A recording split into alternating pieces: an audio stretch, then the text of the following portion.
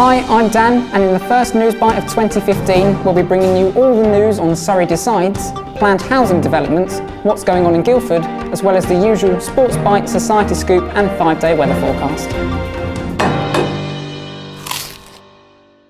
Are you interested in running in the student union elections?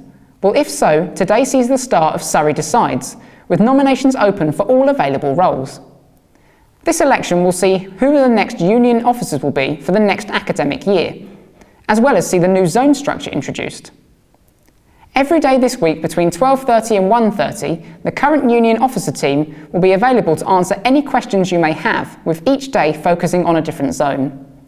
Nominations close at 12 noon on Wednesday the 18th of February. To find out any more details, please visit the Surrey Decides website at the link below. We now head over to Lara for this week's Society Scoop.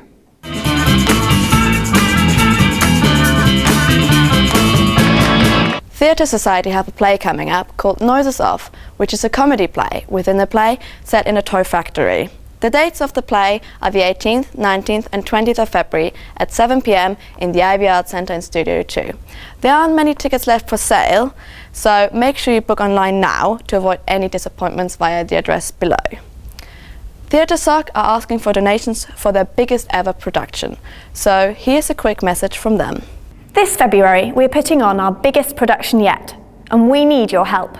Michael Frayn's Noises Off is a comedy fast play within a play about a touring company and a set with 7 doors. Things go wrong, lines are forgotten, and relationships are tested along the way.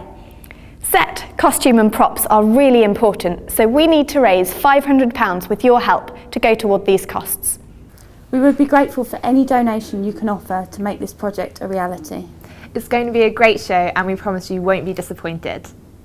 You can donate via crowdfunding at the link below. In other news, Surrey Refreshers is taking place this Friday from 12 till 4 p.m. at Rubik's.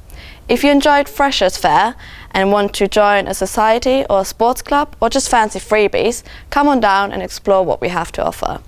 Stag Media will be there as well, so come find us and find out how to get involved. And that's all for this week's Society Scoop. Back to you, Dan. Thanks, Lara.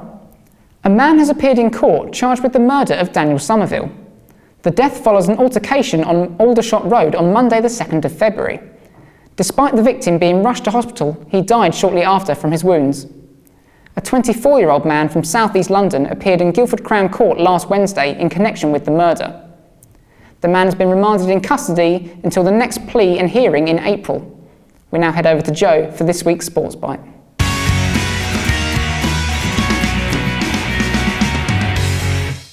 "18 months and £1.8 million later, and Surrey Sports Park has finally finished building a new 11-a-side football pitch, as well as 2 new rugby pitches, each of which has a fully computerised irrigation system, which can be controlled remotely via iPhone or iPad. In addition, Team Surrey faced up against St Mary's last Wednesday, with the men's second badminton team winning 5-3 and the men's first football team winning 3-0. As well as this, the women's second hockey team faced Royal Holloway and won 8-0, which is astounding. So well done to all the sports people involved. That's all for this week's Sportbite. Back to you, Dan. Thanks, Joe. The university has unveiled its vision to build 3,000 new homes on the slopes of the Hogsback behind Manor Park and call this new development Blackwell Park.